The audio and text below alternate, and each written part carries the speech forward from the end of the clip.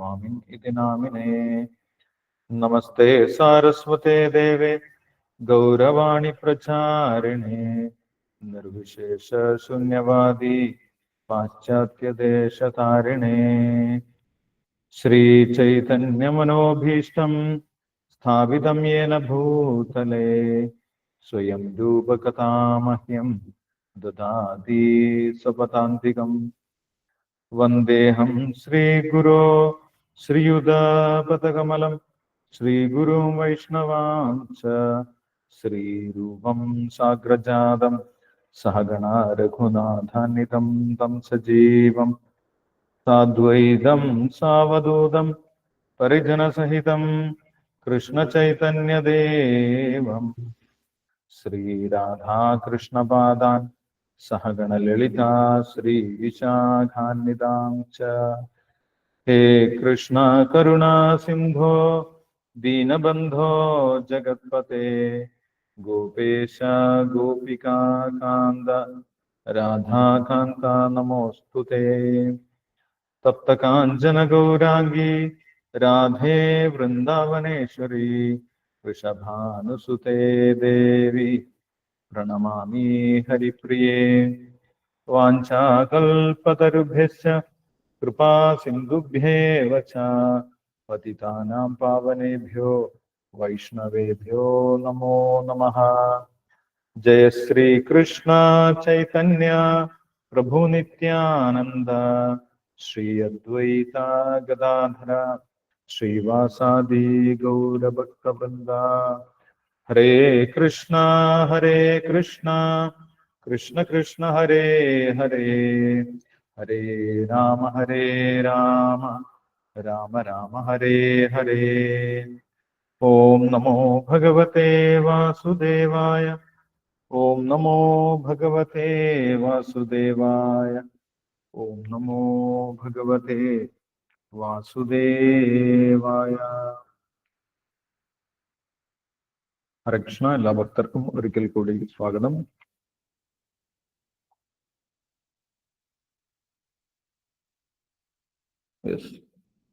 കഴിഞ്ഞ ദിവസം നമ്മൾ കണ്ടത് ജീവന്റെ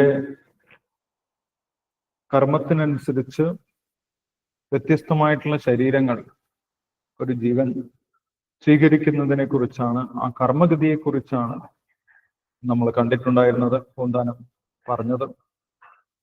ആദ്യത്തെ ദിവസത്തിൽ സൃഷ്ടിയെക്കുറിച്ചും സൃഷ്ടിസ്ഥിതി സംഹാരങ്ങൾ ഭഗവാൻ തന്നെ നടത്തുന്നു.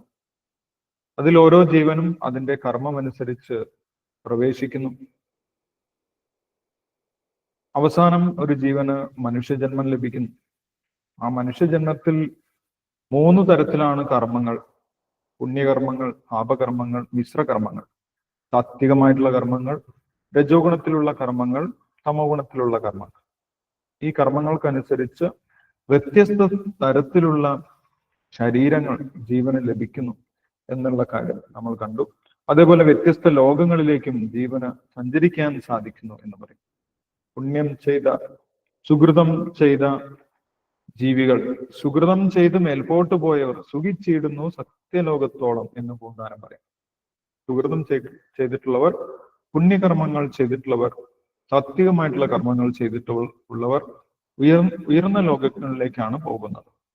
ഊർധ്വം ഗച്ഛന്തി സത്വസ്ഥ എന്ന ഗീതയിൽ ഭഗവാൻ പറയുന്നത് പോലെ പിന്നീട് അവിടെ നിന്നും പുണ്യം ചെയ്യിക്കുന്ന സമയത്ത് വീണ്ടും ഭൂമണ്ഡലത്തിലേക്ക്, ഭൂലോകത്തിലേക്ക്, മർത്യലോകത്തിലേക്ക് തിരിച്ചു വരുന്നു. ഭൂമിയിൽ ജാതരായി അവർ തിരിച്ചു ഭൂമിയിലേക്ക് തന്നെ വരുന്നു എന്നും കണ്ടിട്ടുണ്ടായിരുന്നു. ഇങ്ങനെ വ്യത്യസ്തമായിട്ടുള്ള ശരീരങ്ങളിൽ, വ്യത്യസ്തമായിട്ടുള്ള ലോകങ്ങളിൽ ഓരോ ജീവനും അവരുടെ കർമ്മങ്ങൾ അനുഭവിക്കുകയാണ് ചെയ്യുന്നത്. അവിടെയൊന്നും അവർ കർമ്മങ്ങൾ ഉണ്ടാക്കുന്നില്ല. ഭൂമിയിൽ നിന്നുണ്ടാക്കിയിട്ടുള്ള കർമ്മങ്ങളാണ് അവരെല്ലാ ലോകത്തും പോയി അനുഭവിക്കുന്നത് എന്നാണ് നമ്മൾ കഴിഞ്ഞ ദിവസം കണ്ടത്. ചെന്നിരുന്നു ഭുജിക്കുന്നു ജീവന്മാർ തങ്ങൾ ചെയ്തൊരു കർമ്മങ്ങൾ തൻ ഫലം. കർമ്മങ്ങൾക്ക് വിളഭൂമിയാകിയ ജന്മദേശം ഈ ഭൂമി അറിഞ്ഞാലും കർമ്മനാശം വരുത്തേണമെങ്കിലും ചെമ്മേ മറ്റെങ്ങും സാധിയാ നിർണയം. ഭൂമിയിൽ നിന്ന് ചെയ്യുന്ന കർമ്മങ്ങളുടെ ഫലമാണ് മറ്റു ലോകങ്ങളിൽ പോയി അനുഭവിക്കുന്നത് എന്ന് നമ്മൾ കണ്ടു. അതിന് പൂന്താനം പറയുന്നത്, തന്റെ ഗൃഹത്തിങ്കൽ നിന്നുടൻ കൊണ്ടുപോകുന്ന ധനം കൊണ്ട് നാം എല്ലാം മറ്റെങ്ങാനും ഒരിടത്തിരുന്നിട്ട് വിറ്റോണെന്നും പറയും കണക്കിനെ. അത്രയാണ് നമ്മൾ കഴിഞ്ഞ ദിവസം വായിച്ചിട്ടുണ്ടായിരുന്നത്. അപ്പോൾ അതിനെ തുടർന്നിട്ടുള്ള വരികൾ നമ്മൾക്കൊന്ന് വായിക്കാം. അതിനുശേഷം നമ്മൾക്ക് നോക്കാം അതിന്റെ അർത്ഥം. ഓക്കെ, അപ്പോൾ അടുത്ത വരി വായിച്ചോളൂ. കർമ്മങ്ങൾക്കു വിളഭൂമിയാകിയ ജന്മദേശം ഈ ഭൂമി അറിഞ്ഞാലും. ആരതി മാതാജി ഉണ്ടോ? ഹരേ കൃഷ്ണ പ്രഭുജി. വായിച്ചോളൂ. കൃഷ്ണ കൃഷ്ണ മുകുന്ദ ജനാർദ്ദന, കൃഷ്ണ ഗോവിന്ദ നാരായണ ഹരേ, അച്യുതാനന്ദ ഗോവിന്ദ മാധവ, സച്ചിദാനന്ദ നാരായണ ഹരേ.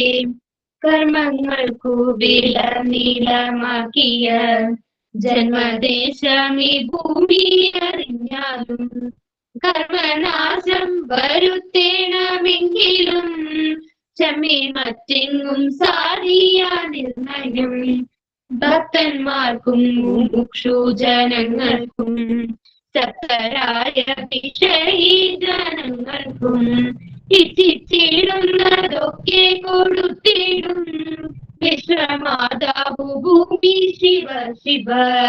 വിശ്വനാഥന്റെ മൂലപ്രകൃതി താൻ പ്രത്യക്ഷേണ വിളങ്ങുന്നു ഭൂമിയാൽ. അപരിതല പാലനത്തിന്നല്ലോ അവതാരങ്ങളും പലതോർക്കുമ്പോൾ അതുകൊണ്ടു വിശേഷിച്ചു ഭൂലോകം 14 ഉത്തമമെന്നല്ലോ.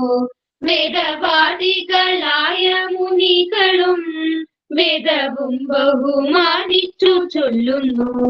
ലവണാഭൂതി മധ്യേ വിളങ്ങുന്ന ജംബുദ്വീപൊരു യോജന ലക്ഷവും സപ്തദ്വീപുകളുണ്ടതിലെത്രയും ഉത്തമമെന്നു വാഴ്ത്തുന്നു പിന്നെയും. ഭൂപത്മത്തിനു കർണികയായിട്ടു ഭൂതരേന്ദ്രനതില്ലല്ലോ നിൽക്കുന്നു. ഇതിൽ 9 ഖണ്ഡങ്ങളുണ്ടല്ലോ അതിലുത്തമം ഭാരതഭൂതലം. സമരായ മാമുനി ശ്രേഷ്ഠന്മാർ കർമ്മക്ഷേത്രമെന്നല്ലോ പറയുന്നു. കർമ്മബീജമതീന്നു മുളയ്ക്കേണ്ടു ബ്രഹ്മലോകത്തിരിക്കുന്നവർക്കും കർമ്മബീജം വരട്ടിക്കളഞ്ഞുടൻ ജന്മനാശം വരുത്തേണമെങ്കിലും ഭാരതമായ ഗണ്ഡമൊഴിഞ്ഞുള്ള പാരിലെങ്ങുമെഴുതല്ല നിർണയം. അത്ര മുഖ്യമായുള്ളൊരു ഭാരതം ഈ പ്രദേശമെന്നെല്ലാരും ഓർക്കണം. കൃഷ്ണ കൃഷ്ണ മുകുന്ദ ജനാർദ്ദന, കൃഷ്ണ ഗോവിന്ദ നാരായണ ഹരേ, അച്യുതാനന്ദ ഗോവിന്ദ മാധവ, സച്ചിദാനന്ദ നാരായണ ഹരേ. യുഗം നാലിലും നല്ലു കലിയുഗം സുഖമേ തന്നെ മുക്തി വരുത്തുവാൻ.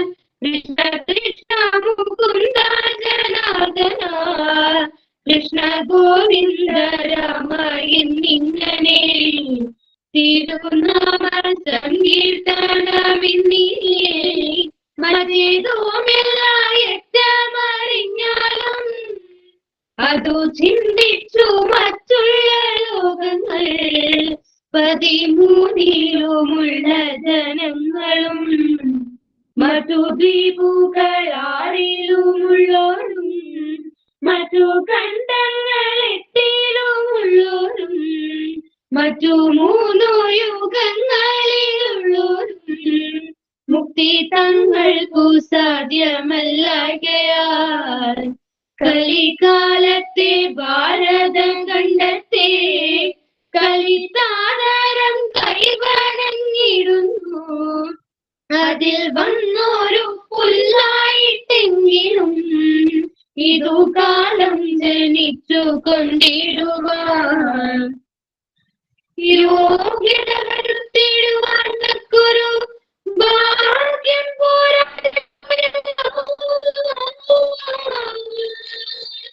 ദൈവമേ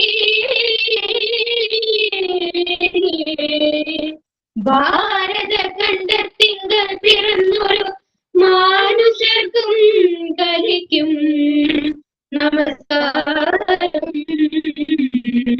കൃഷ്ണ കൃഷ്ണ കൃഷ്ണ മുകുന്ദ ജനാർദ്ദന കൃഷ്ണ ഗോവിന്ദ നാരായണ ഹരി അച്യുതാനന്ദ ഗോവിന്ദ മാധവ സച്ചിദാനന്ദ നാരായണ ഹരി. ഹരേ Krishna പ്രഭുജി. Hare Krishna. Thank you, Anjali, Arati, and Swapna Mataji. Hare Krishna.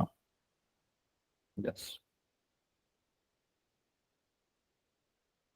അപ്പോൾ ഇവിടെ പൂന്താനം പറഞ്ഞു വരുന്നത് ഈ ഒരു ഭൂലോകത്തിന്റെ ഭാരത ഭൂതലത്തിന്റെ പ്രത്യേകതയാണ്. ഭാരതഖണ്ഡത്തിന്റെ പ്രത്യേകതയിലേക്കാണ് പൂന്താനം പറഞ്ഞു വരുന്നത്. കർമ്മങ്ങൾക്ക് വിളഭൂമിയാകിയ ജന്മദേശമി ഭൂമി അറിഞ്ഞാൽ. 14 ലോകങ്ങളിലും ഭൂമിയുടെ പ്രത്യേകതയാണ് പറയുന്നത്. മറ്റ് ലോകങ്ങളെ അപേക്ഷിച്ച് കർമ്മങ്ങൾ നിർമ്മിക്കുന്നത്, ഒരു ജീവന് കർമ്മങ്ങൾ ലഭിക്കുന്നത് ഈ ഭൂമിയിൽ നിന്ന് മാത്രമാണ് എന്നാണ് പറയുന്നത്. കർമ്മങ്ങൾക്ക് വിളഭൂമിയാകിയ ജന്മദേശമേ ഭൂമി അറിഞ്ഞാലും കർമ്മനാശം വരുത്തേണമെങ്കിലും ചെമ്മേ മറ്റെങ്ങും സാധ്യ നിർണയം. ഇനി കർമ്മങ്ങളെല്ലാം ഇല്ലാതാക്കണമെങ്കിലോ അതും ഈ ഭൂമിയിൽ തന്നെയാണ് സാധ്യമാകുന്നത്. മറ്റ് ലോകങ്ങളിൽ അത് സാധ്യമല്ല എന്നാണ്. കർമ്മങ്ങൾ ഇല്ലാതാക്കുക എന്ന് പറഞ്ഞു കഴിഞ്ഞാൽ ഭൗതികമായിട്ടുള്ള എല്ലാ കർമ്മങ്ങളും ഇല്ലാതാക്കുക എന്നുള്ളതാണ്. മോക്ഷം ലഭിക്കുക എന്നുള്ളതാണ്. ഭഗവാന്റെ സേവനത്തിലേക്ക് വരിക, മോക്ഷം ലഭിക്കുക എന്നുള്ളതാണ് കർമ്മങ്ങൾ ഇല്ലാതാക്കുക എന്നതുകൊണ്ട് ഉദ്ദേശിക്കുന്നത്. അപ്പോൾ ആ കർമ്മനാശം വരുത്തണമെങ്കിലും മോക്ഷം ലഭിക്കണമെങ്കിലും ഭൂമിയിൽ മാത്രമേ സാധിക്കുള്ളൂ. മറ്റു ലോകങ്ങളിൽ നിന്ന് നേരിട്ട് മോക്ഷം ലഭിക്കുന്നില്ല. സ്വർഗലോകത്തിൽ നിന്നോ സിദ്ധലോകത്തിൽ നിന്നോ മഹർലോകത്തിൽ നിന്നോ ഒന്നും മോക്ഷം ലഭിക്കുന്നില്ല.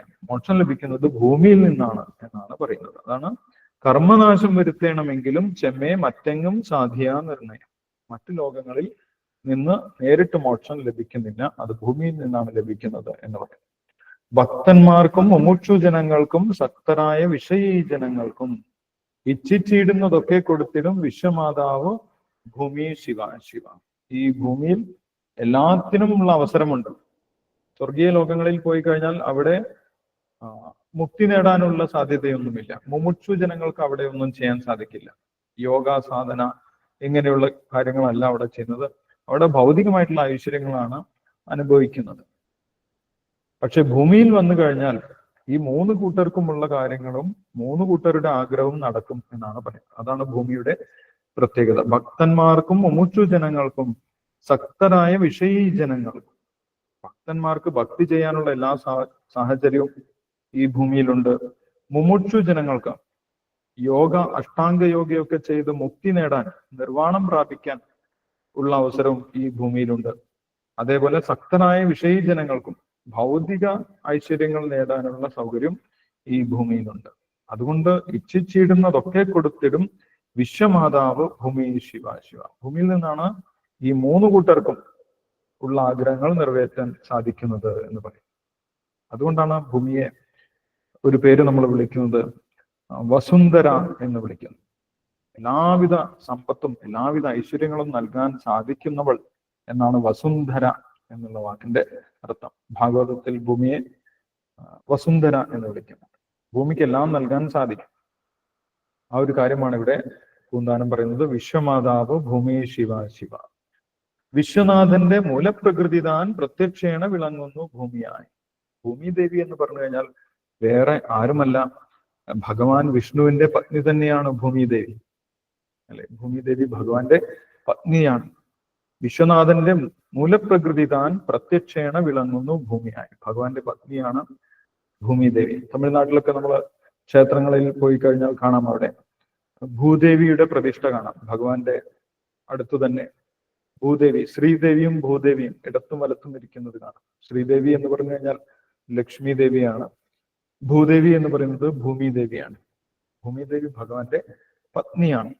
അതാണ് പൂന്താനം പറയുന്നത്, വിശ്വനാഥന്റെ മൂലപ്രകൃതി താൻ പ്രത്യക്ഷേണ വിളങ്ങുന്നു ഭൂമിയായി. അങ്ങനെ പറയാൻ കാരണം എന്താണ് എന്നാണ് അടുത്ത വരിയിൽ പൂന്താനം പറയുന്നത്. അവനീതല പാലനത്തിനല്ലോ അവതാരങ്ങളും പലതോർക്കുമ്പോൾ.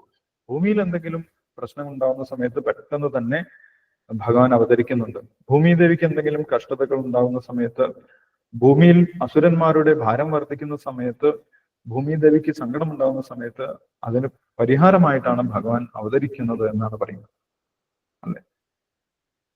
ഭൂമി ദേവി ഭഗവാൻ ശ്രീകൃഷ്ണൻ അവതരിക്കുന്നതിന്റെ മുന്നേയും ദേവന്മാരുടെ അടുത്ത് പോയി പരാതി പറയുന്നതും പിന്നീട് ഭഗവാനെ പ്രാർത്ഥിക്കുന്നതും നമ്മൾ കണ്ടിട്ടുണ്ട്. അങ്ങനെ ഭൂമി ദേവിയുടെ പ്രാർത്ഥനയുടെ ഫലമായിട്ട് കൂടിയാണ് ഭഗവാൻ അവതരിക്കുന്നത്. ഭൂമി ദേവി സമുദ്രത്തിൽ, ഗർഭോദക സമുദ്രത്തിൽ താഴ്ന്നുപോയ സമയത്ത് ഭഗവാൻ നേരിട്ട് വന്ന് ഭൂമി ദേവിയെ രക്ഷിച്ചു. അതുകൊണ്ട് വരാഹമൂർത്തിയുടെ പത്നിയായിട്ടും ഭൂമി ദേവിയെ പറയുന്നത്. ഇവിടെ ഭൂദേവിയുടെ പ്രതിഷ്ഠ നമുക്ക് കേരളത്തിൽ കാണാൻ സാധിക്കും. പന്നിയൂർ വരാഹ ക്ഷേത്രത്തിൽ അവിടെ ഭൂദേവിയുടെ പ്രതിഷ്ഠ നമുക്ക് കാണാൻ സാധിക്കും. അപ്പോൾ ആ ഭൂമിദേവി എന്ന് പറയുന്നത് ഭഗവാന്റെ പത്നി തന്നെയാണ് എന്ന് പറയും. അപ്പോൾ അത്രയ്ക്കും പ്രാധാന്യമുള്ളതാണ് ഈ ഭൂമിദേവി എന്ന് പറയുന്നത്. അതുകൊണ്ട് വിശേഷിച്ച് ഭൂലോകം 14 ഉത്തമമെന്നല്ലോ. അങ്ങനെ ഭൂമിദേവി ഭഗവാന്റെ പത്നി ആയതുകൊണ്ട് ഈ ഭൂലോകം 14 ലോകങ്ങളിൽ ഏറ്റവും പ്രധാനം ഭൂലോകം തന്നെയാണ് എന്നാണ് പൂന്താനത്തിന്റെ അഭിപ്രായം. അത് സ്വന്തം അഭിപ്രായം എന്നല്ല പൂന്താനം പറയുന്നത്, എല്ലാ ശാസ്ത്രങ്ങളിലും അങ്ങനെ പറഞ്ഞിട്ടുണ്ട് എന്ന് അടുത്ത വരിയിൽ പറയും. അത് എന്റെ സ്വന്തം അഭിപ്രായമല്ല, നമ്മൾ വായിക്കുമ്പം പറയുന്നു, അത് പൂന്താനം പറയുന്നു. അപ്പൊ പൂന്താനം പറയാണ് അങ്ങനെയല്ല, എല്ലാ ശാസ്ത്രങ്ങളിലും അങ്ങനെ തന്നെ പറഞ്ഞിട്ടുണ്ട്. വേദവാദികളായ മുനികളും വേദവും ബഹുമാനിച്ചു ചൊല്ലുന്നു. ഭാഗവതത്തിൽ നമുക്ക് കാണാൻ സാധിക്കും. ഭാഗവതത്തില് 5-ാം സ്കന്ധത്തിൽ ഈ ഭൂമണ്ഡലത്തിന്റെ പ്രത്യേകതയും അതേപോലെ ഭാരതഭൂമിയുടെ പ്രത്യേകതയും ഭാരതഖണ്ഡത്തിന്റെ മഹാത്മ്യവും ഒക്കെ അവിടെ വിശേഷിച്ച് പറയുന്നുണ്ട്. അവിടെ ഈ പറയുന്ന കാര്യങ്ങൾ തന്നെയാണ് പറയുന്നത്. കർമ്മങ്ങൾ ഉണ്ടാക്കുന്നതിനും കർമ്മങ്ങൾ നശിപ്പിക്കുന്നതിനും സാധിക്കുന്നത് ഈ ഭൂമിയിൽ മാത്രമാണ് എന്നാണ് ഭാഗവതത്തിലും പറയുന്നത്.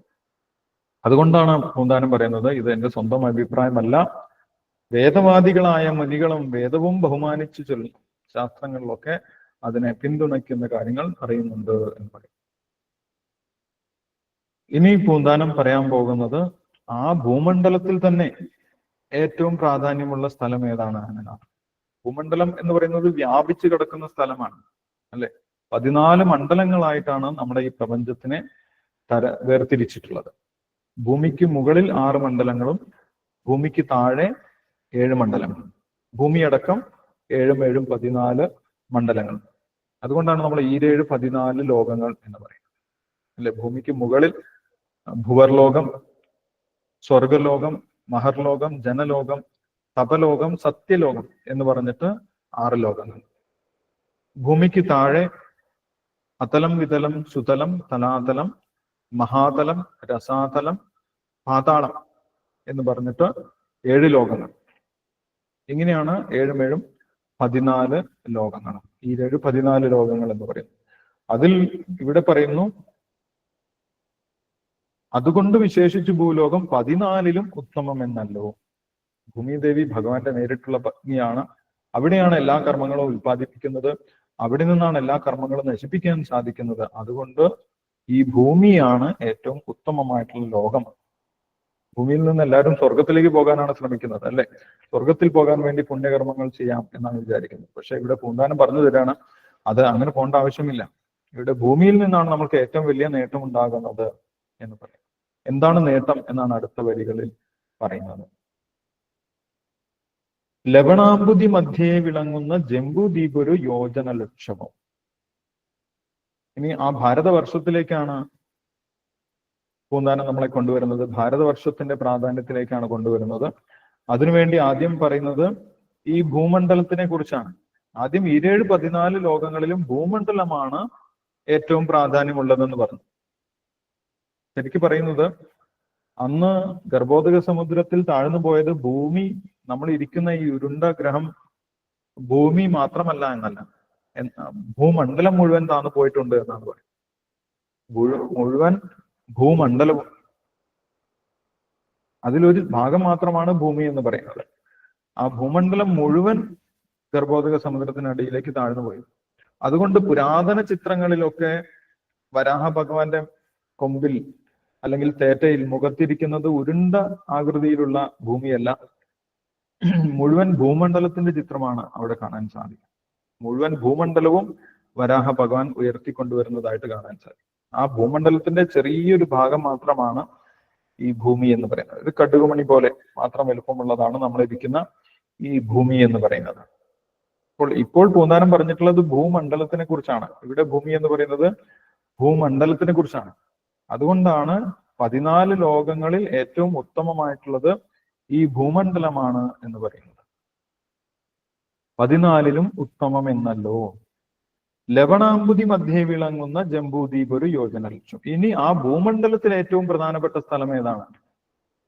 അതാണ് പൂന്താനം പറഞ്ഞു വരുന്നത്. ഭൂമണ്ഡലത്തിൽ ഏറ്റവും പ്രധാനപ്പെട്ട സ്ഥലം ഏതാണ്? ഭൂമണ്ഡലത്തിൽ 7 ദ്വീപുകളുണ്ട് എന്നാണ് പറയുന്നത്. ഭൂമണ്ഡലത്തിന് 7 ദ്വീപുകളും 7 സമുദ്രങ്ങളുമായിട്ട് തരംതിരിച്ചിട്ടുണ്ട്. അത് ഈ ഭൂമിയെയല്ല. നമ്മൾ വായിക്കുന്ന സമയത്ത്, ചിലപ്പോൾ നമ്മൾ പ്രഭാഷണം ഒക്കെ കേൾക്കുന്ന സമയത്ത് ഈ ഭൂമിയിലുള്ള 7 ദ്വീപുകളെ കുറിച്ചാണ് പറയുന്നത്. ജംബൂദ്വീപ്, പ്ലക്ഷദ്വീപ്, ശാൽമലി ദ്വീപ്, കുശദ്വീപ്, ക്രൗഞ്ചദ്വീപ് എന്ന് പറഞ്ഞിട്ട് ഭൂമിയിൽ 7 ദ്വീപുകൾ ഉണ്ടെന്ന് പറയുന്നത് കേൾക്കാം. അത് ശരിയല്ല. കാരണം ഈ ഭൂമണ്ഡലത്തിന്റെ വലുപ്പവും ഭൂമിയുടെ വലുപ്പവും ഒക്കെ അവിടെ പറയുന്നുണ്ട്. ഭൂമിയുടെ വലുപ്പം വളരെ ചെറുതാണ്, ഭൂമണ്ഡലത്തിന്റെ വലുപ്പം വളരെ അതിനേക്കാൾ എത്രയോ ഇരട്ടിയുള്ളതാണ്. അപ്പോൾ മൊത്തം ഭൂമണ്ഡലത്തിനെയാണ് 7 ദ്വീപുകളായിട്ട് തരംതിരിച്ചിട്ടുള്ളത്. ലവണാംബുതി മധ്യേ വിളങ്ങുന്ന ജംബൂദ്വീപ് ഒരു യോജന ലക്ഷവും. അതിന്റെ ഏറ്റവും നടുക്കുള്ള ദ്വീപാണ് ഒരു വൃത്താകൃതിയിലുള്ള, ഭാഗവതത്തിൽ പറയുന്നത് ഒരു താമര ഇലയുടെ ആകൃതിയിലുള്ളതാണ് ജംബൂദ്വീപ് എന്നാണ് പറയുന്നത്. താമര ഇലയ്ക്ക് വൃത്താകൃതിയാണുള്ളത് അല്ലെ. അതേപോലെ ഏറ്റവും നടുക്കുള്ള ദ്വീപിന്റെ പേരാണ് ജംബൂദ്വീപ് എന്ന് പറയുന്നത്. ആ ജംബൂദ്വീപിന്റെ വലിപ്പമൊക്കെ അവിടെ പറയുന്നുണ്ട്, ഭാഗവതത്തിൽ പറയുന്നുണ്ട്.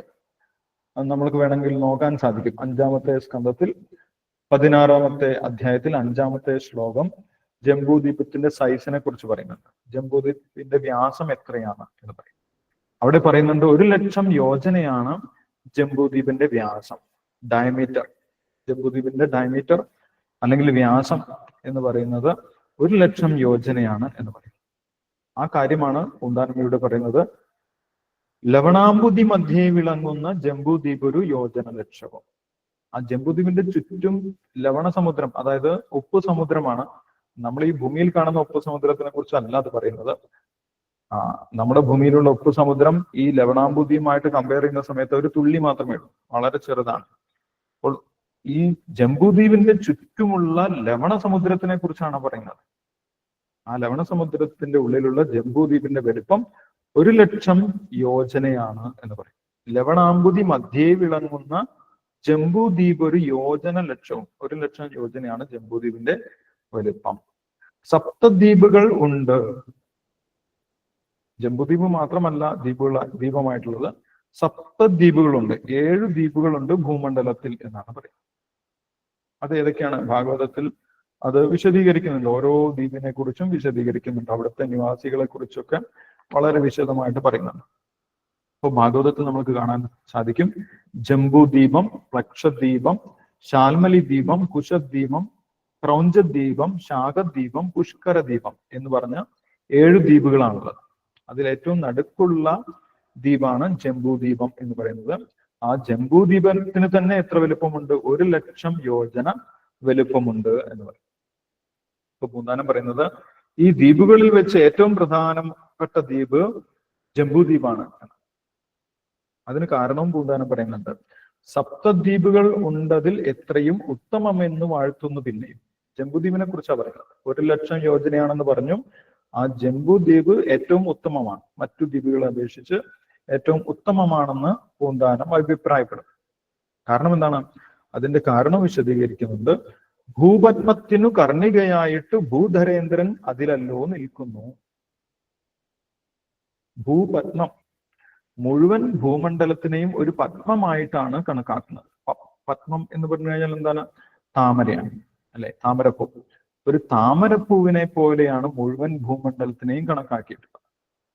അതിൽ ആയിരക്കണക്കിന് ഇതളുകളുണ്ട്. അതിൽ ഓരോ ഇതളുകളെയും നമ്മൾക്ക് ഓരോ ഗ്രഹങ്ങളായിട്ട് കണക്കാക്കാം. അതിന്റെ മധ്യത്തിൽ, ആ താമരപ്പൂവിന്റെ മധ്യത്തിൽ നമ്മൾ നോക്കിക്കഴിഞ്ഞാൽ ഒരു പ്രത്യേകതയുണ്ട്. നും നടുക്ക് ഒരു കർണിക എന്ന് പറഞ്ഞിട്ട് ഒരു ഭാഗമുണ്ടാകും. അതിലാണ് പൂമ്പൊടിയൊക്കെ ഉണ്ടാവുക. എല്ലാ പൂക്കളിലും ഉണ്ടാവും. പക്ഷെ താമരപ്പൂവിന്റെ കർണികയ്ക്ക് ഒരു പ്രത്യേകതയുണ്ട്. ആർക്കെങ്കിലും അറിയാമോ? താമരപ്പൂവിന്റെ നടുക്കുള്ള ഭാഗം കണ്ടിട്ടുണ്ടോ? എന്താണ് അതിന്റെ ആ കർണികയുടെ ആകൃതി? ആർക്കെങ്കിലും പറയാൻ സാധിക്കുമോ?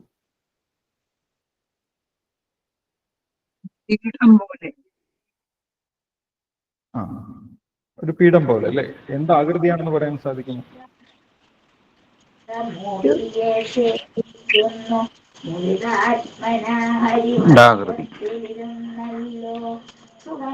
നമ്മൾ നോക്കിക്കഴിഞ്ഞാൽ കാണാൻ സാധിക്കും, ഒരു കോൺ ഷേപ്പിലാണ്.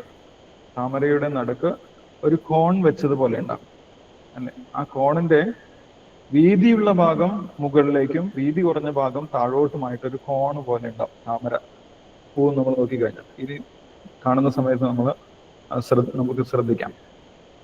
താമരപ്പൂവിന്റെ കർണിക, അതിന്റെ പ്രത്യേകതയാണ് പറയുന്നത്.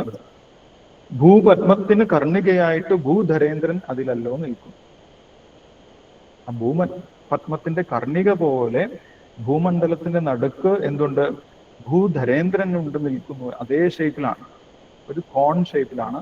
കോൺ ഷേപ്പിന്റെ മുകൾ ഭാഗം വീതി കൂടിയതും താഴ്ഭാഗം വീതി കുറഞ്ഞതുമായിട്ടുള്ള ഒരു പർവ്വതം, ഒരു സ്വർണം കൊണ്ട് നിർമ്മിച്ച പർവ്വതം ഭൂപത്മത്തിന്റെ നടുക്ക് നമുക്ക് കാണാൻ സാധിക്കും എന്നാണ് പറയുന്നത്. ആ പർവ്വതത്തിനെയാണ് ഇവിടെ പൂന്താനം ഭൂധരേന്ദ്രൻ എന്ന് പറയുന്നത്. അല്ല, കേട്ടിട്ടുണ്ടോ? ആ പർവ്വതത്തിന്റെ പേരെന്താണ്? മഹാമേരു, അല്ലെ? മഹാമേരു, സുമേരു പർവ്വതം അല്ലെങ്കിൽ മഹാമേരു പർവ്വതം എന്ന് പറയുന്ന ആ പർവ്വതം, അത് ജംബൂദ്വീപിന്റെ നടുക്കാണ് എന്ന് പറയുന്നു. ജംബൂദ്വീപിന്റെ അത്ര തന്നെ വലുപ്പമാണ് ആ ഭൂധരേന്ദ്രന്റെയും അല്ലെങ്കിൽ സുമേരു പർവ്വതത്തിന്റെയും മഹാമേരു പർവ്വതത്തിന്റെയും വലുപ്പം. അത് സ്വർണം കൊണ്ട് നിർമ്മിച്ചിട്ടുള്ള പർവ്വതമാണ്. അത് ഈ ഭൂമിയിലുള്ളതല്ല, ജംബൂദ്വീപിന്റെ നടുക്കുള്ള ആ പർവ്വതമാണ്. ആ സുമേരു പർവ്വതം ഉള്ളത് കൊണ്ട് ജംബൂദ്വീപാണ് ഏറ്റവും പ്രധാനപ്പെട്ടത് എന്നാണ് ഇവിടെ പൂന്താനം പറയുന്നത്. സപ്തദ്വീപുകൾ ഉണ്ടതിൽ എത്രയും ഉത്തമമെന്ന് വാഴ്ത്തുന്നു പിന്നെയും. ഭൂപത്മത്തിനു കർണികയായിട്ട് ഭൂധരേന്ദ്രൻ അതിലല്ലോ നിൽക്കുന്നു. ഇതൊന്നും ഭൂമിയിൽ നമ്മൾക്ക് കാണാൻ സാധിക്കില്ല. ഇത് ജംബൂദ്വീപിലുള്ള കാര്യമാണ് പറയുന്നത്. ജംബൂദ്വീപിന്റെ കോണിൽ ഒരു ചെറിയ ഭാഗം മാത്രമാണ് നമ്മൾ ഇരിക്കുന്ന ഭൂമി എന്ന് പറയുന്നത്, അല്ലെ? ഒരു താമരയിലയില് ഒരു തുള്ളി വെള്ളം വെച്ച് കഴിഞ്ഞാൽ എത്ര ഉണ്ടാവും? അത്ര മാത്രമേ നമ്മുടെ ഭൂമിയുള്ളൂ. ബാക്കി താമരയിലയുടെ മുഴുവൻ ഭാഗത്തിനെയാണ് ജംബൂദ്വീപ് എന്ന് പറയുന്നത്. അപ്പോൾ നമ്മൾ സാധാരണ കേൾക്കുന്നത് ഈ ഭൂമിയിലുള്ള സപ്തദ്വീപുകളാണ്, ഭൂമിയിൽ 7 ദ്വീപുകളുണ്ട് എന്നൊക്കെയാണ് പറയുന്നത്. പക്ഷെ അതല്ല എന്ന് നമ്മൾക്ക് മനസ്സിലാക്കാൻ സാധിക്കും. അതിന്റെ വലുപ്പം കൊണ്ട് തന്നെ മനസ്സിലാക്കാൻ സാധിക്കും. അപ്പോൾ ജംബൂദ്വീപിന് 1,00,000 യോജന വലുപ്പമുണ്ട് എന്നാണ് പറയുന്നത്. ഭൂമിക്ക് എത്ര യോജന വലുപ്പമുണ്ടെന്ന് അറിയാമോ?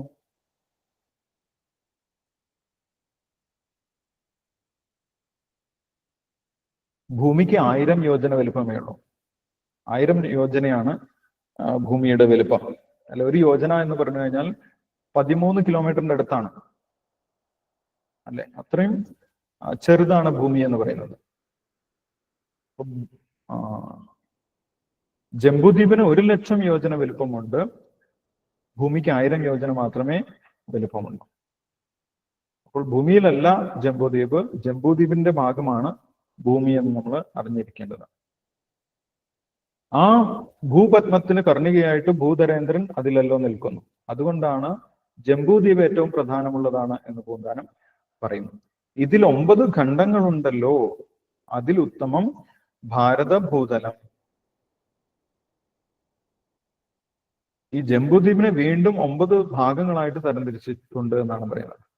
ജംബൂദ്വീപിന് 9 വർഷങ്ങളായിട്ട് തരംതിരിച്ചിട്ടുണ്ട്. അതിലൊരു വർഷം മാത്രമാണ് ഭാരതവർഷം എന്ന് പറയുന്നത്. മറ്റ് 8 വർഷങ്ങൾ കൂടിയുണ്ട്.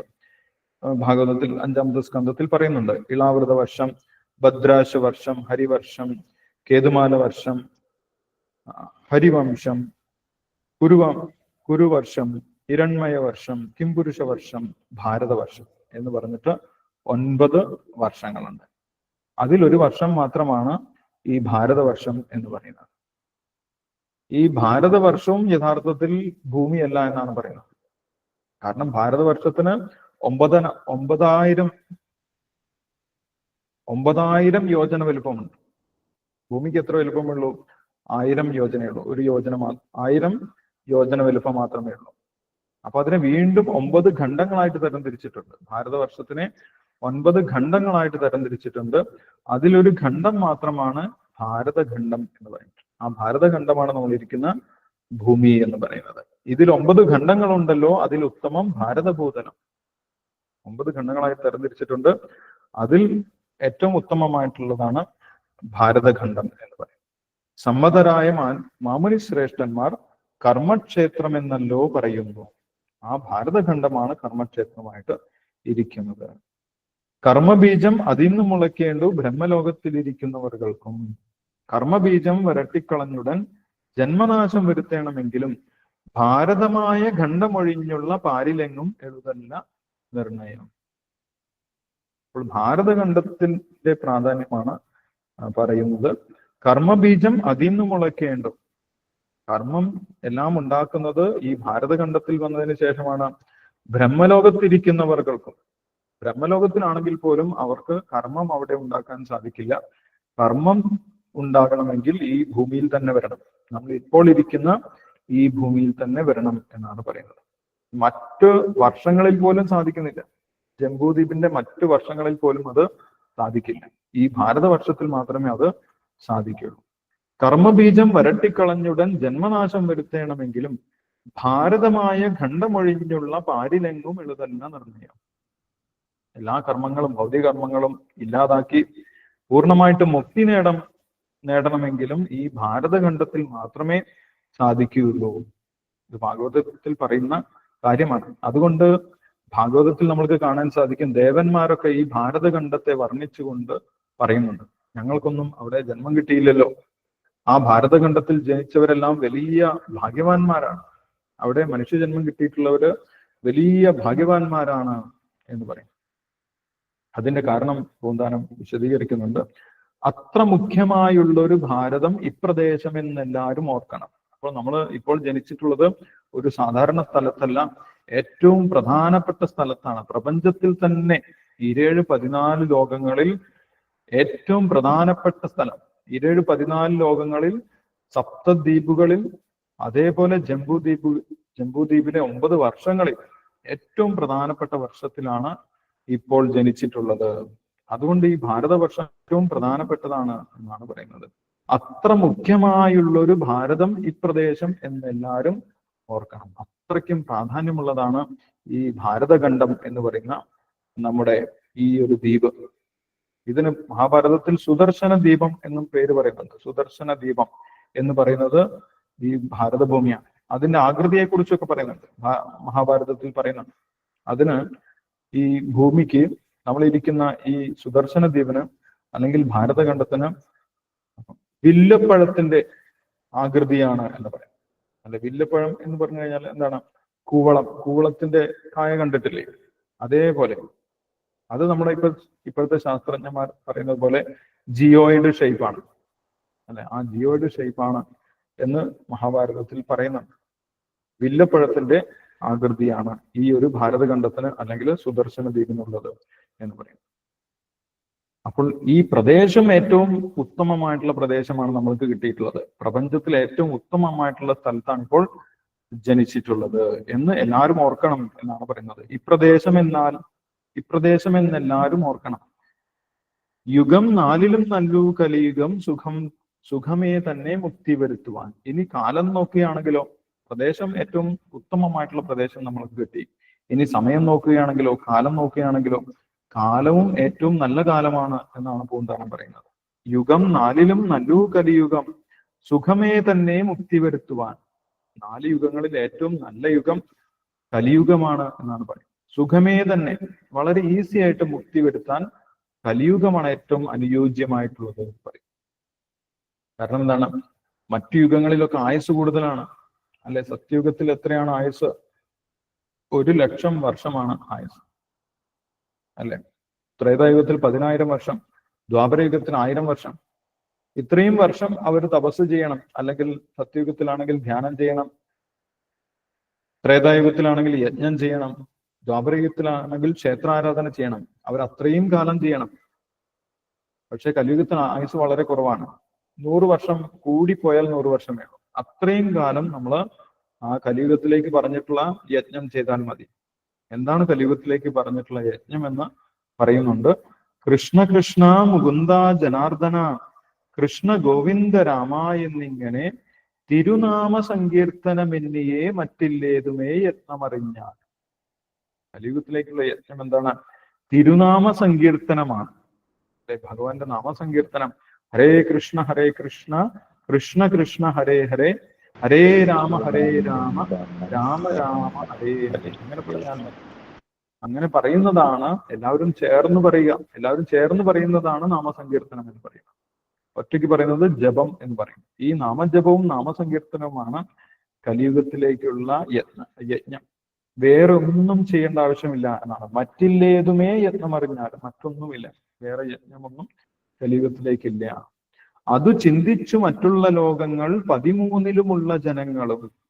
ഈ കാര്യം മനസ്സിലാക്കിയിട്ട് വെറുതെ കലിയുഗത്തിൽ വന്ന് നാമം ജപിച്ചാൽ മതി, എനിക്ക് മുക്തി നേടി ഭഗവാന്റെ അടുത്തേക്ക് തിരിച്ചു പോകാം എന്ന് ആരാണ് വിചാരിക്കുന്നത്? മറ്റു 13 ലോകങ്ങളിലുള്ള ആളുകളും വിചാരിക്കുകയാണെന്നാണ് പറയുന്നത്. അല്ലെ, ഭൂമിക്ക് മുകളിലുള്ള 6 ലോകങ്ങൾ, ഭൂവർലോകം, മഹർലോകം, ജനലോകം, തപലോകം, സത്യലോകം, ഇങ്ങനെയുള്ള ലോകങ്ങൾ. താഴോട്ട് അതലം, വിതലം, സുതലം, ഹലാതലം, മഹാതലം, രസാതലം, പാതാളം, ഇങ്ങനെയുള്ള 13 ലോകങ്ങളിലുള്ളവർ എന്താണ് വിചാരിക്കുന്നത്? ഈ ഭൂമിയിൽ എനിക്ക് ജന്മം കിട്ടിയില്ലല്ലോ എന്നാണ് അവർ വിചാരിക്കുന്നത്. മറ്റു ദ്വീപുകൾ 6-ലുമുള്ളവരും, മറ്റ് 6 ദ്വീപുകളിൽ ഉള്ള ആളുകളും എന്നാണ് പറയുന്നത്. നമ്മുടെ ജംബുദ്വീപ് ഒഴികെയുള്ള മറ്റു ദ്വീപുകൾ 6-ലുമുള്ളവരെ കുറിച്ചാണ് പറയുന്നത്. ലക്ഷദ്വീപം, ശാൽമലി ദ്വീപം, കുശദ്വീപം, ക്രൗഞ്ചദ്വീപം, ശാഗദ്വീപം, പുഷ്കരദ്വീപം, ഇങ്ങനെ എല്ലാ ദ്വീപിലും ഇപ്പോഴും അവിടെ മനുഷ്യന്മാരുണ്ട്. അവിടെയൊക്കെ ഇപ്പോഴും മനുഷ്യന്മാരുണ്ട്. അവരൊക്കെ എന്താണ് ചിന്തിക്കുന്നത്? ഞങ്ങൾക്ക് ഈ ഒരു ദ്വീപിൽ, ജംബുദ്വീപിൽ ജന്മം കിട്ടിയില്ലല്ലോ എന്നാണ് അവർ വിചാരിക്കുന്നത്. ഇനി ഈ ദ്വീപിൽ തന്നെ, ജംബുദ്വീപിൽ തന്നെ ജന്മം കിട്ടിയവരെന്താണ് വിചാരിക്കുന്നത്? മറ്റു ഖണ്ഡങ്ങൾ 8-ലുമുള്ളവരും, മറ്റ് 8 ഖണ്ഡങ്ങളുണ്ട്. നമ്മുടെ ഭാരതവർഷം അല്ലാതെ തന്നെ ഇളാവൃത വർഷം, ഭദ്രാശ വർഷം, ഹരിവർഷം, കേതുമാല വർഷം, പുരുവർഷം, ഹിരൺമയ വർഷം, കിംപുരുഷ വർഷം എന്ന് പറഞ്ഞിട്ട് മറ്റ് 8 വർഷങ്ങൾ കൂടെയുണ്ട്. അവരൊക്കെ ചിന്തിക്കുന്നു, ഈ ഭാരതവർഷത്തിൽ എനിക്ക് ജന്മം കിട്ടിയിട്ടില്ലല്ലോ, അല്ലെങ്കിൽ ഈ ഭാരതഖണ്ഡത്തിൽ എനിക്ക് ജന്മം കിട്ടിയിട്ടില്ലല്ലോ എന്നാണ് അവർ വിചാരിക്കുന്നത്. മറ്റു 3 യുഗങ്ങളിലുള്ളവരും, മറ്റു 3 യുഗത്തിലുള്ളവരും ചിന്തിക്കുന്നു, എനിക്ക് കലിയുഗത്തിൽ ജന്മം കിട്ടിയില്ലല്ലോ. കലിയുഗത്തിലാണെങ്കിൽ വെറുതെ നാമം ജപിച്ചാൽ മതിയായിരുന്നു, അതും കുറച്ചു കാലം ജപിച്ചാൽ മതി, ആയുസ് കുറവാണ്. അല്ലെ, കയറിപ്പോയി കഴിഞ്ഞാൽ 100 വർഷമേ ഉള്ളൂ. അത്രയും ഒരാൾ ജീവിക്കുന്നില്ല കലിയുഗത്തിൽ. ഇപ്പോൾ 60 വയസ്സ്, 70 വയസ്സ്, കൂടിപ്പോയാൽ 80 വയസ്സ് വരെയൊക്കെ ഉള്ളൂ. അപ്പം അത്രയും കാലം നാമം ജപിച്ചാൽ തന്നെ ഒരു വ്യക്തിക്ക് മുക്തി കിട്ടും. കീർത്തനാത് ഏവ കൃഷ്ണസ്യ മുക്തസംഗ പരം വ്രജേത്, ഭാഗവതത്തിന്റെ അവസാനം പറയും. കലൗ ദോഷനിധേയരാജൻ, കലിയുഗം ദോഷം നിറഞ്ഞതാണെങ്കിലും അതിന് വലിയൊരു ഗുണമുണ്ട്. കലൗ ദോഷനിധേയരാജൻ അസ്ഥിഖേദോ മഹതാൻ ഗുണാൻ, ഒരു വലിയ ഗുണം ആ കലിയുഗത്തിനുണ്ട്. എന്താണ് ആ ഗുണം? കീർത്തനാദേവ കൃഷ്ണസ്യ മുക്തസംഗ പരം വ്രജേത്, ഭഗവാൻ കൃഷ്ണന്റെ നാമം ഹരേ കൃഷ്ണ കൃഷ്ണ കൃഷ്ണ ഹരേ ഹരേ, ഹരേ രാമ രാമ രാമ ഹരേ ഹരേ, അങ്ങനെ ജപിച്ചാൽ മാത്രം എന്ത് കിട്ടും? മുക്തി കിട്ടും. ഭഗവാന്റെ അടുത്തേക്ക് തിരിച്ചു പോകാൻ സാധിക്കും. മുക്തസംഗ പരം വ്രജേത്, പരമമായിട്ടുള്ള ധാമത്തിലേക്ക്, ഭഗവാന്റെ അടുത്തേക്ക് നേരിട്ട് ഈ ജന്മം കൊണ്ട് തന്നെ തിരിച്ചു പോകാൻ സാധിക്കും. അതാണ് കലിയുഗത്തിന്റെയും ഭാരതഖണ്ഡത്തിന്റെയും പ്രത്യേകത. അവിടെ ഞങ്ങൾക്ക് ആ സമയത്ത് ജനിക്കാൻ സാധിച്ചില്ലല്ലോ എന്നാണ് മറ്റു 3 യുഗങ്ങളിൽ ഉള്ളവരും മുക്തിതങ്ങൾക്കു സാധ്യമല്ലായകയാണ്. ഞങ്ങൾക്ക് ഇവിടെ ജന്മം കിട്ടി, ഞങ്ങൾ ഇവിടെ കുടുങ്ങിപ്പോയി എന്നാണ് അവർ പറയുന്നത്. സ്വർഗത്തിലും മറ്റ് ബ്രഹ്മലോകത്തിലുമുള്ളവരും മറ്റു വർഷങ്ങളിലുള്ളവരൊക്കെ പറയുന്നത് ഞങ്ങൾക്ക് ഇവിടെ ജന്മം കിട്ടിപ്പോയി, അവിടെ ഭാരതഖണ്ഡത്തിൽ കലിയുഗത്തിൽ ഞങ്ങൾക്ക് ജന്മം കിട്ടിയില്ല. അതുകൊണ്ട് അവരെന്ത് ചെയ്യുന്നു? ഏതായാലും ഞങ്ങൾക്ക് ജന്മം കിട്ടിയില്ല, ആ ജന്മം കിട്ടിയവർക്ക് എല്ലാവർക്കും, ജന്മം കിട്ടിയ എല്ലാവരും ഞങ്ങള് പ്രണമിക്കുന്നു എന്നാണ് പറയുന്നത്. കലികാലത്തെ ഭാരതഖണ്ഡത്തെ കലിതാദരം കൈവണങ്ങിയിടുന്നു. ഞങ്ങൾ ആ കലിയുഗത്തിനെയും കലിയുഗത്തിൽ ജനിച്ചിട്ടുള്ള എല്ലാ മനുഷ്യരെയും ഞങ്ങൾ കൈവണങ്ങുന്നു, ഞങ്ങൾ തൊഴുകയാണ് എന്നാണ് പറയുന്നത്. അതിൽ വന്നൊരു പുല്ലായിട്ടെങ്കിലും ഇതുകാലം ജനിച്ചു കൊണ്ടിടുവാൻ, യോഗ്യത വരുത്തിയിടുവാൻ തക്കൊരു ഭാഗ്യം പോരാതെ പോയല്ലോ ദൈവമേ, ഞങ്ങൾക്ക് അതിനുള്ള ഭാഗ്യം കിട്ടിയില്ലല്ലോ ഭഗവാനെ എന്നാണ് അവര് പ്രാർത്ഥിക്കുന്നത്. ഭാരതഖണ്ഡത്തിങ്കിൽ പിറന്നൊരു മാനുഷർക്കും കലിക്കും നമസ്കാരം. ഭാരതഖണ്ഡത്തിൽ പിറന്നിട്ടുള്ള മാനുഷർക്കും, ആ മനുഷ്യജന്മം തന്നെ കിട്ടി, ആ മനുഷ്യ ജന്മം കിട്ടിയവർക്കും ആ കലിയുഗത്തിനും ഞങ്ങളുടെ നമസ്കാരം എന്ന് മറ്റു 13 ലോകത്തിലുള്ളവരും മറ്റ് 8 ഖണ്ഡത്തിലുള്ളവരും മറ്റു 3 യുഗങ്ങളിലുള്ളവരും പുകഴ്ത്തി പറയുന്നു എന്നാണ് പറയുന്നത്. അപ്പോൾ ഈ സമയത്ത് ഭൂമിയിലുള്ള മനുഷ്യന്മാരെ കുറിച്ച് എല്ലാവരും, മറ്റുള്ള ലോകത്തിലുള്ള എല്ലാവരും ചിന്തിച്ചുകൊണ്ടിരിക്കുന്നുണ്ട്. എന്താണ് ചിന്തിക്കുന്നത്? ഇവർക്ക് വലിയ ഭാഗ്യമാണ്, അവർക്ക് വെറുതെ നാമം ജപിച്ചാൽ തന്നെ ഇപ്പോൾ തിരിച്ചു ഭഗവാന്റെ അടുത്തേക്ക് പോകാൻ സാധിക്കും, അത് ഞങ്ങൾക്ക് ആ അവസരം കിട്ടിയില്ലല്ലോ എന്നാണ് അവർ വിചാരിക്കുന്നത്. അല്ല, അത്രയ്ക്കും ഏറ്റവും പ്രധാനപ്പെട്ട സ്ഥലവും പ്രധാനപ്പെട്ട സമയവുമാണ് എന്നാണ് പൂന്താനം ഓർമ്മിപ്പിക്കുന്നത്. അപ്പോൾ ഇവിടെ നമ്മൾ ഇന്ന് വായിച്ചത് 2 കാര്യങ്ങളെ കുറിച്ച് പൂന്താനം പറഞ്ഞു. ഈ പ്രദേശം, ഭാരതഖണ്ഡം എന്നുള്ള പ്രദേശത്തിന്റെ പ്രാധാന്യവും അതേപോലെ കലിയുഗത്തിന്റെ പ്രാധാന്യവുമാണ് ഇന്ന് നമ്മൾ വായിച്ചിട്ടുള്ളത്. ഇന്ന് വായിച്ചതിൽ എന്തെങ്കിലും സംശയമുണ്ടെങ്കിൽ നമ്മൾക്ക് ഇപ്പോൾ ഡിസ്കസ് ചെയ്യാം. ഹരേ കൃഷ്ണ. ഹരേ കൃഷ്ണ.